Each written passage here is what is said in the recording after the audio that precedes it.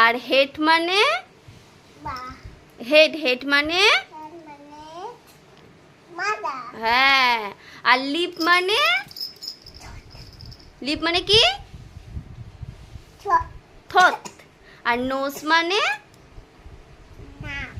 নাক। আর এয়ার মানে